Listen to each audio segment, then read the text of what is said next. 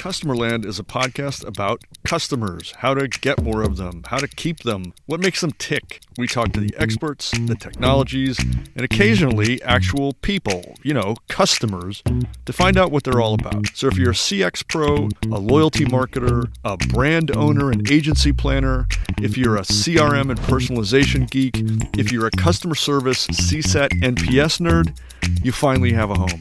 I'm Mike Giambattista. Welcome to Customerland.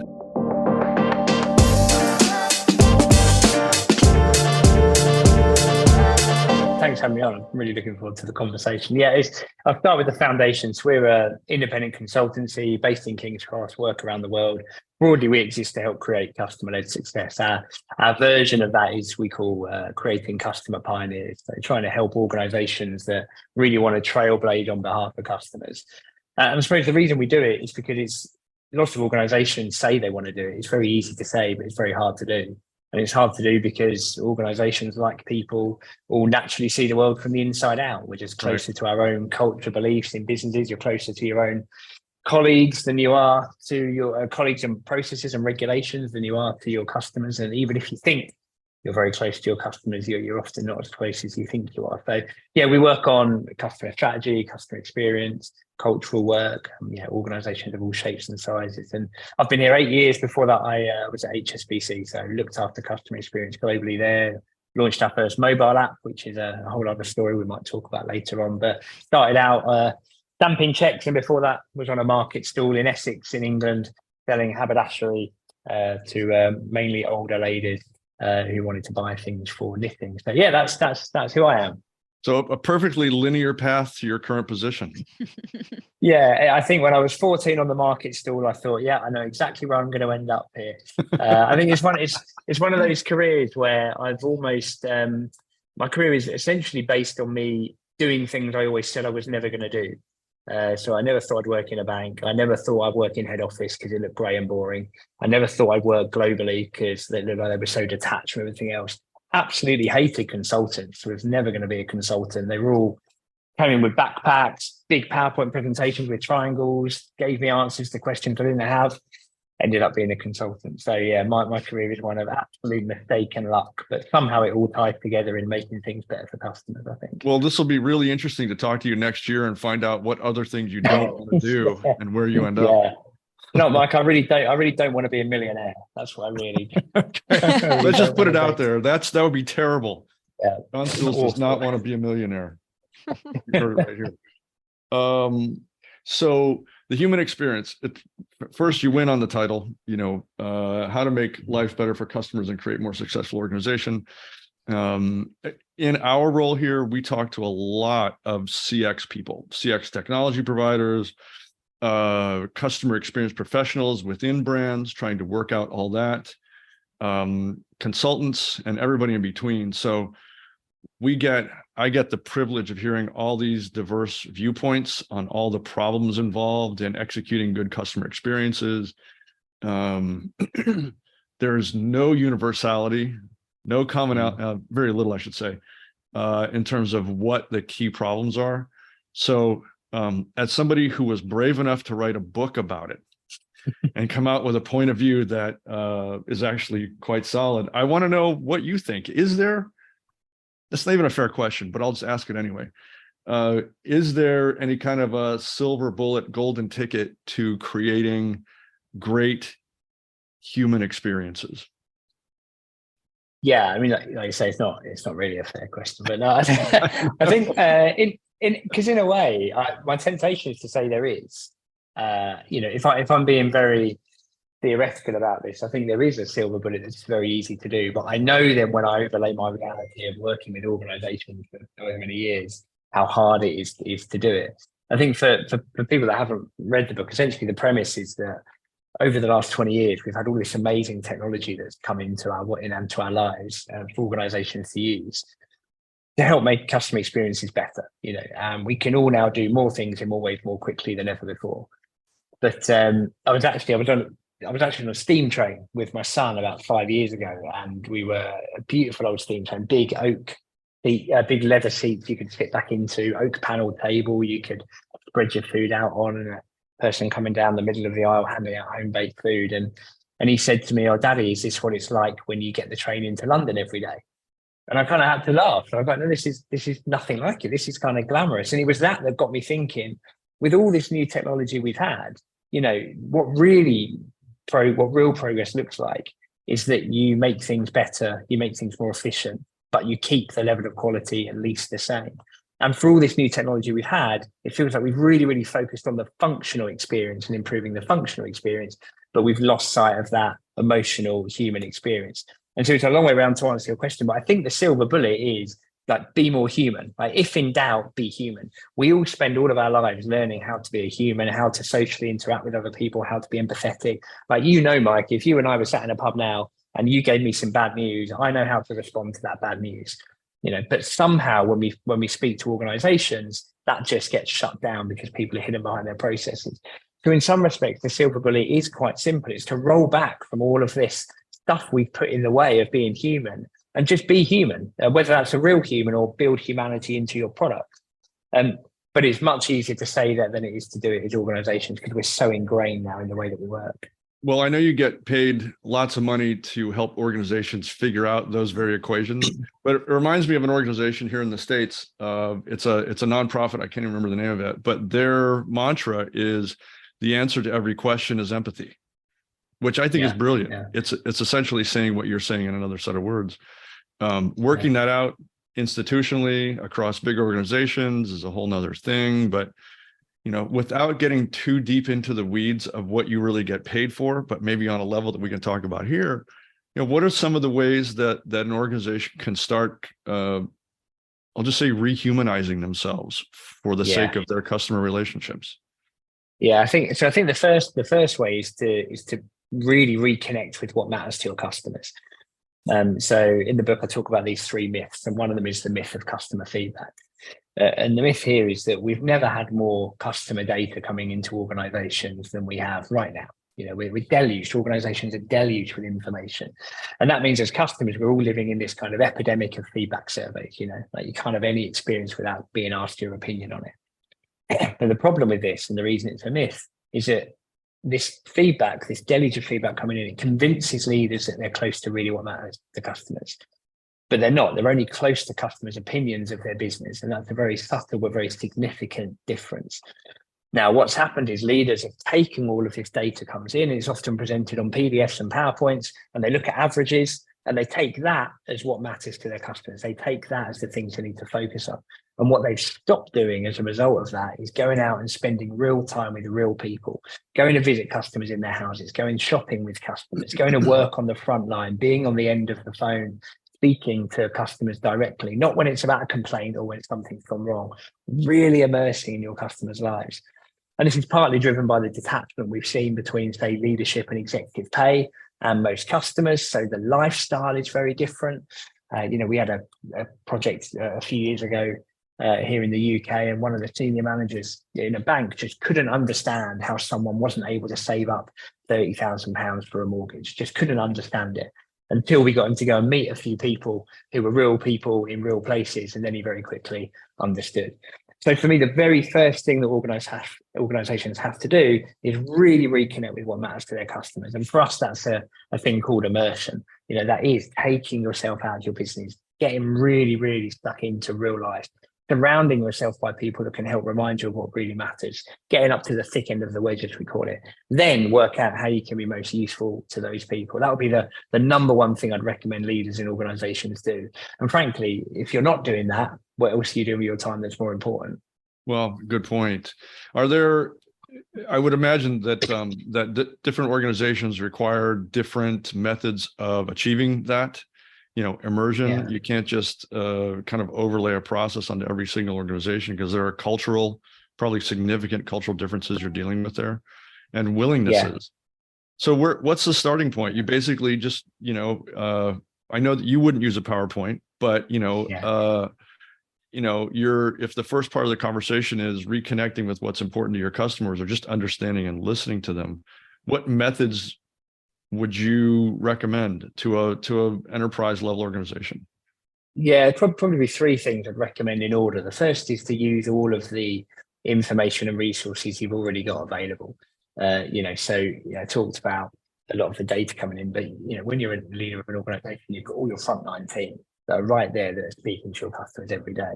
And job number one is speak to your colleagues that are speaking to customers, get first-hand information of what's really going on. That can include call listening. That can include spending half a day a week, or even an hour a week, frankly, just listening to some random calls that have come into your contact center, looking at a selection of the emails that have come in, just picking a few to look at. That's kind of job one, to use that resource. Job number two is then try and do something online, because that's much easier to do, much more flexible to do. We have a thing called the Immersion Academy, where you get a group of customers for 2 weeks and you get them just to upload video diaries. You get them to you set them little tasks, tell us what's on your worry list, get them to do reactions. The inflation news has come out today. What do you think about that? The skies have gone dark over New York. What do you think about that? How does this worry? How does it affect your life? Just so you're getting this regular source through, and then make time with the leadership team, 1 hour a week. Let's sit through and look at some of these videos, see what we've heard. The third level is to make time to go and do this in person. Actually, the new or newish now CEO of Uber did this recently. Just signed up to be an Uber driver, spent a day driving an Uber. 1 day a month now, she goes out and drives an Uber around. And that's pretty much all she needs, 1 day a month, to learn what it's like to be both an Uber driver and learn what it's like to be an Uber customer, just under that kind of under that guise of doing it for real. So there's different levels, and you can do it using the data you've got. You can do it online. You can do it in person. You can be creative in the ways you want to do it. But if you've got the willingness to do it, there's loads of different ways that you can just engage in customers. The one other thing I'd say to that, Mike, is my nan. She's no longer with us, but in 1961, she joined the London Telephone Exchange. And on the first day that she joined, she got sent a letter by the CEO of the London Telephone Exchange, welcoming her to the team. And it was all about customer service. And it said something along the lines of, remember that you are a customer every single day. When you buy a drink, when you go to the cafe, when you get on the bus, you know what the difference is between service given grudgingly and service that's given cheerfully. We want you to give service cheerfully and always remember what it's like to be a customer. And that's the other thing, that people we're talking about, leaders in any business, are customers all the time, every single day of organizations. They just need to remember what that's like and apply it into their own organization. Too often a barrier is put between the two, but it's the same thing. And I imagine you also need sometimes to scratch quite a lot with customers, right? Because as customers, we got so used to some very bad experiences. I imagine the feedback would only be like a 10% improvement of something that can be massively improved, because we got into that habit that it's so difficult. Yeah, I think that's right. I mean, I think actually another way of looking at your question as well, Mike, is to make sure you're really clear and really prioritizing on the things you actually want to go and find out. Yeah. It's so easy just and I'm sometimes a slight critic of NPS as a result of this, but it's so easy to kind of put in a generic survey system that gives you generic answers and measures you against a generic experience. And then to your point, Ingrid, you'll get a certain number of customers come back and they've got a bit of survey fatigue. So the average sits somewhere between 7 and 8. That's very different to going, do you know what? Our experience, these are the 3 things we really want to focus on. Yeah. So we're going to prioritize our customer immersion, our customer survey on those 3 things, particularly. That's all we're going to focus on. They're the things we want to know about, and really deep diving into those. And then you can get much more creative with your customers as the questions you ask and how you really understand it, as opposed to this kind of average of a generic experience. Right. Taking the mean. I'm intrigued by the fact that you said it was your mom's company back in 61. My nan's company. Yeah, my nan. Yeah, my grandma. Yeah. So those were the Cro-Magnon years of customer experience, and yet that's a pretty progressive thought, really. I mean, we're in conversations all the time with companies who are trying to say the same things to their employees with a degree of authenticity to make it believable. And change their cultures. So that was way ahead of the curve. Maybe it was ahead of the curve. I think I would agree, but in a slightly different shape. I think customer experience as a discipline has come around a lot more recently. And so there's now a lot more thought in organizations about customer experience being a thing.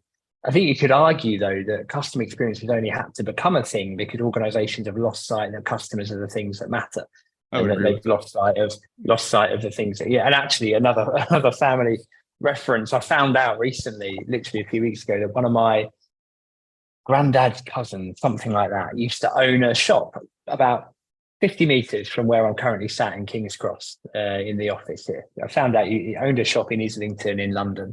And I knew this because I found a book, which was a 1923 guide to shops in Islington. And page 4, there's an advert for his shop, FS Sills. And at the bottom, it's got his mantra. And it is our aim. It said, our aim is to make your casual custom permanent. Make your casual custom permanent. And I thought, well, that's so brilliant. It's such a simple aim, but it's in a world where people realize that it's only customers that make you money. Products don't make you money. It's customers deciding to buy your products that make you money. Mm-hmm. And in the product-led world, I think we've got into in the past 20, 30 years, we've lost sight of the customers. And that's why I think customer experience now has become a discipline. And now we kind of have to fight in organizations to get the message heard, because we've lost sight of that original thought that, of course, it's the customer that matters. So it's kind of my potted family history I'm telling you here as well. But I think that's, we've lost something that means we've had to come back around to it. Yeah, I think I'd agree. Two thoughts just occurred to me. One is that's our reason for being as well. I mean, we're called the customer for a reason. I mean, it's all about making those connections and making them enriched and worthwhile. But two, so customer experience is in your DNA. You're hardwired for this job, apparently. So regardless of the fact that you didn't want to do this, apparently your DNA has something different to say. So hopefully it says that you're going to be a millionaire next year. Oh, wait, we don't want that. Yeah. It's annoying when you think you've got free will over your life. And then it turns out I'm working in customer experience. 50 meters from where my relatives were 100 years ago. So that's just if I don't know before. I want to take a quick break from the conversation to tell you about one of our sponsors. What could you achieve if you knew what your customers expected ahead of time? What if you could know what customers expect by category and by brand 12 to 18 months ahead of traditional brand tracking methods? And what if you could know exactly where to adjust and where to spend in order to derive the most benefit every time? A customer expectation audit allows you to identify areas that require strategic reinforcement, as well as pinpoint which values will contribute most to an emotional bond with your brand and optimize accordingly. Customerland has partnered with Brand Keys, the world's oldest loyalty-focused consumer research firm, to bring real-world customer expectation audits to brands, brand managers, and to CX practitioners everywhere. Want to know where your brand stands and exactly what to do about it? Go to expectationaudit.com. That's expectationaudit.com and download a sample audit today. Yeah. You know, it seems odd in the context of this great, rich topic to talk about something as inhuman as AI. But I think it would be, and maybe this takes us way off topic and down a dog leg and a rabbit hole we don't need to be in, but I just came back from a series of meetings with a series of companies that are developing AI-based interfaces that would enable, I'm just going to call it empathetic responses and guidance at scale. This is pretty cool. I mean, it's really cool and very sophisticated processes that are all geared towards helping customers feel like they're being heard and then helped along the way in whatever their quest is, which is all pretty cool. In the context of this conversation, though, I'm looking forward to the next iteration of those developments that are proactive, that will help companies to be more human proactively rather than reacting to problems that humans probably created and then getting machines to try and help us fix. Yeah. I think it's a fascinating area. I'm been asked the question a few times recently, and it's incredibly hard one to answer because the technology we've got now seems so different from 3 months ago, seems so different from 6 months ago, even though it's been around, but suddenly it hits that tipping point, doesn't it, of consumer acceptance. So it's very hard to predict where it will be in 5 years. There are a couple of rocks to stand on, though. I mean, I'm very very clear when I talk about the book and the title, Human Experience, that I'm really talking about humanity rather than humans.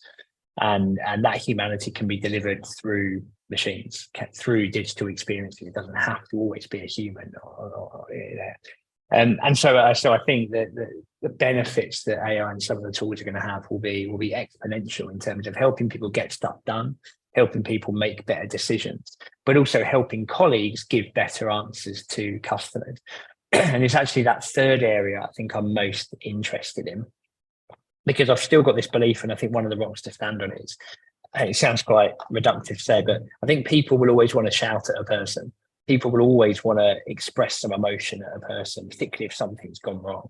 And you'll probably know what I mean. If you're dealing with a company and there's a problem, and it could be the company's done something wrong, it could just be there's a problem you need help with. You kind of get that script in your head, don't you? You get that 20, 30-second script in your head when you're phoning them up or you're waiting on the web chat of like, this is the thing I need to say. I need you to hear me and I need to express to you, this is the problem I've got. And the reason you're doing that is because you need someone to sit and listen, and you need someone to respond and say, I hear you. I'm really sorry about that. That sounds really difficult. I'm going to help you resolve that, but I understand what's gone wrong. As soon as they say that, you relax, you calm down. You think, okay, someone's heard me. Someone's taken on board what I've thought. Now, I don't think people will accept that from a non-human. I don't think people will accept typing that to a known AI or typing that to a known chatbot. In fact, I know they don't, because we have these virtual chatbots now and people go, I want to speak to a human, I want to speak to a human. Right. So I think that's why, for me, the more interesting part is how these AI tools are going to help colleagues deliver a better customer experience, because I think customers will want that person to say that thing to, will want that person to empathize and acknowledge it. And then they might use all the same AI tools that might have got the same answer for the customer if they just done it themselves. But I think there's going to still need, in many cases, to be that acknowledgement and recognition. But I do think the tools around decision making will be really good. The only other thing I'd say on that is I'd be really interested what organizations do in terms of content. There's been so much on content marketing recently, in the past 10, 15 years, maybe more. And I think some organizations are seeing AI as a holy grail that can help self-generate their content and get rid of copywriters. The problem in doing that is it completely commoditizes the organization. Then you start to think, well, why would I go to that organization for the content anyway, when I can just go and get the information myself? So I think organizations might end up shooting themselves in the foot there by taking away what's unique or special about that particular brand. Yeah, that's my other thought on that, I think, at the moment. What do you think? I've experimented with some of the generative AI programs. Ingrid, as it turns out, is a whiz at this stuff. Had no idea, but my experiments with the technology have returned information on the content topic that is factual, it is informative, but it is incredibly dry. It's like reading the equivalent of a sweater. It just, there's no flavor. It's just, what am I doing here?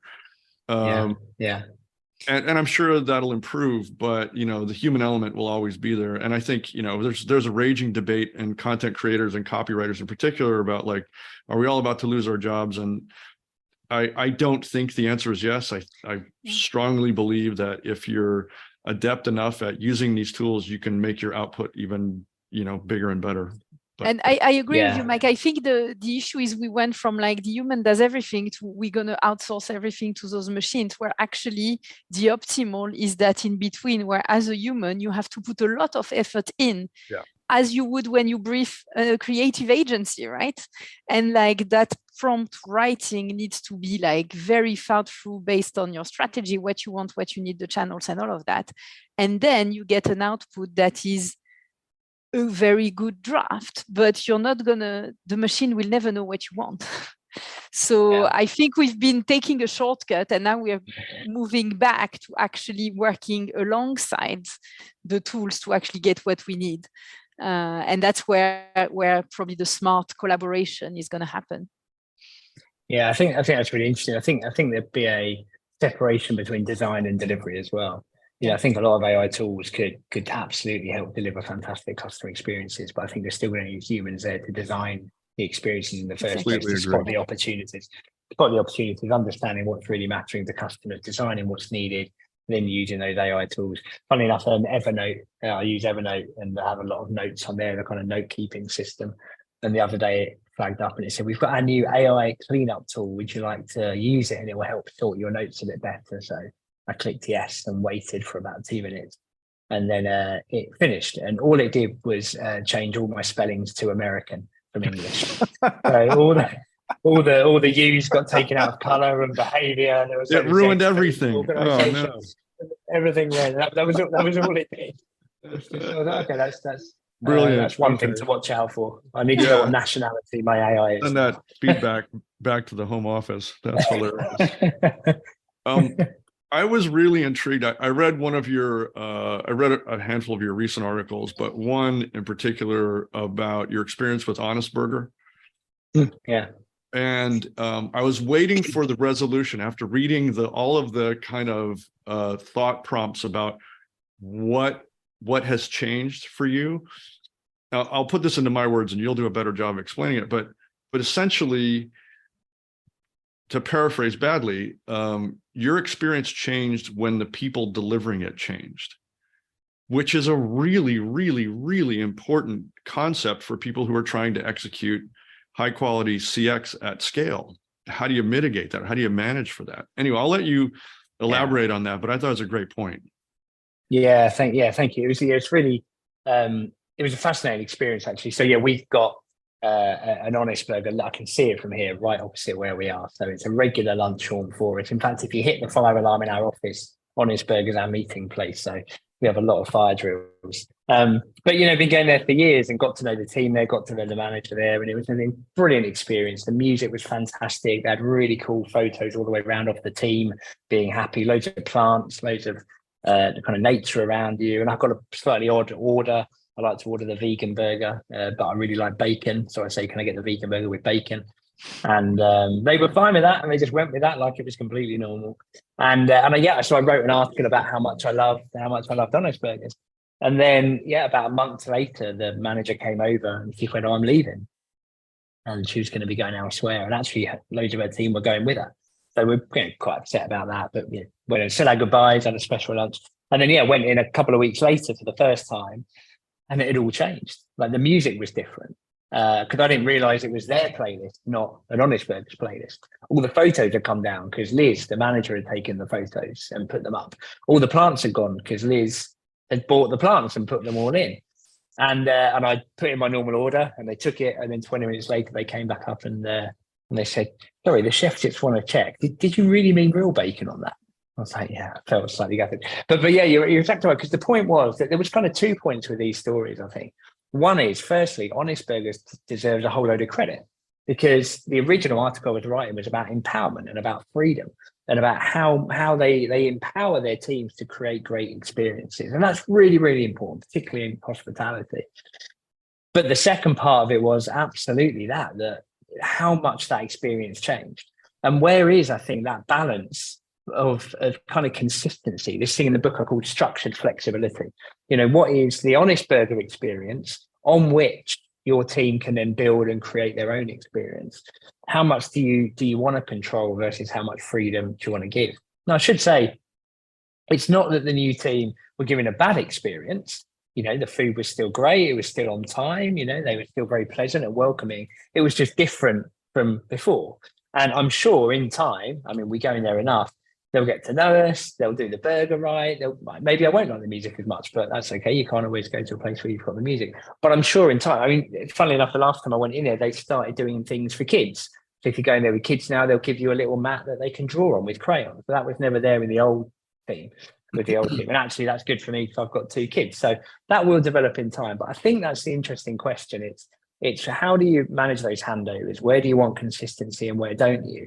But as you say, a real recognition from leaders who run organizations where people play such a major role, that your people are the experience. Your experience lives and dies with those people. When my friend who I work with went to an airport the other day and he got to the check-in desk a minute after the check-in desk closed. And he thought that was okay because the flight was delayed by 2.5 hours. But the check-in desk still closed at the same time. And the guy said to him, "Yeah, I'm sorry, we're closed." And my partner was pleading with him. No, it's closed. He walks off. The guy just walks off. So my friend goes to complain, and that person rolls their eyes and goes, "Oh, he always does that. It's fine. We'll get it reopened for you." Goes back down. They get that guy to come back and check my friend's bags in. He doesn't say anything about it. He doesn't act. They're like, "Yeah, he's always doing this." So your people just live and die by that experience. And that is why I see so many customer experience strategies fail, is that they're great on paper, but no one looks at the ability of the people. No one looks at, are we giving our people the tools to help them deliver the experience? They give them the motivation. They tell them, this is what we want you to deliver, but they don't give them the ability to actually do it. It's so crucial if you're going to create an experience and have consistency within that.